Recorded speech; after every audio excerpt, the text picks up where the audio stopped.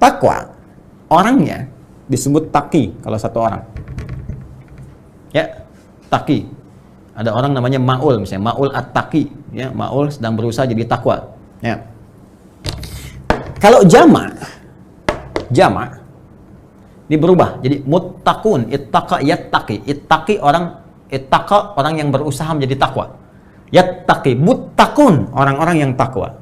Kalau dijarkan muttaqin atau nasabkan muttaqin, ya. Muttaqun orang-orang yang berusaha meningkatkan takwa, ya.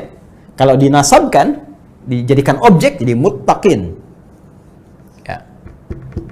Orang-orang yang berusaha meningkatkan takwa. Perhatikan korelasinya, kembali ke Al-Baqarah ayat 2 sampai 5. Dzalikal kitabu la raiba fi hudal lil muttaqin.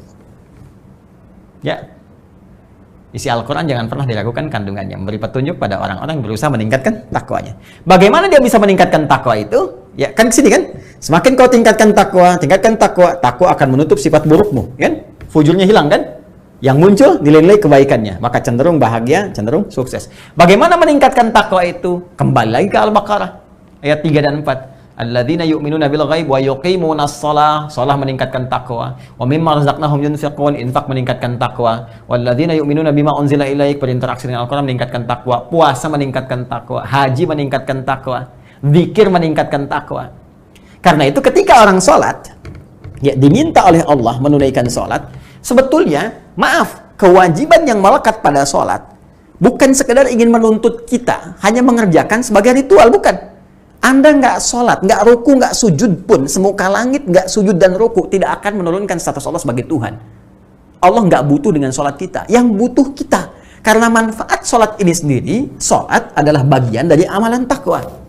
Ya, masih ingat korelasinya? Ketika takwa dikerjakan, ya, naik takwanya, maka potensi ini akan mulai menutup sifat-sifat fujurnya.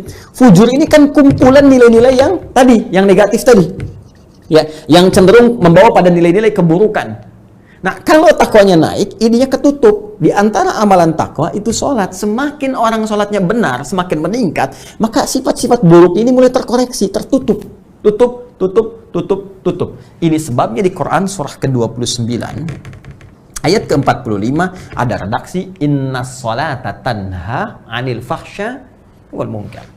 Sungguh, sholat kalau benar dikerjakan akan berpotensi mencegah perbuatan keji dan mungkar. Makanya saya sering katakan, orang kalau sholat benar, ya, benar aja sholatnya, maka sudah, pasti jadi orang baik. Itulah sebabnya dalam Islam, dari sejak anak dini itu yang dituntut sholatnya. Kalau sholatnya sudah benar, dewasanya pasti jadi orang baik. Demi Allah saya katakan, orang benar sholat aja, nggak mungkin korupsi. Saya lagi, jari tahiyat, nggak akan pernah dipakai maksiat. Ya, nggak ada pelaku kriminal, kalau sholatnya benar. Karena akan tercegah, di hatinya itu ada dorongan kuat untuk mencegah. Jangan lakukan, itu nggak benar.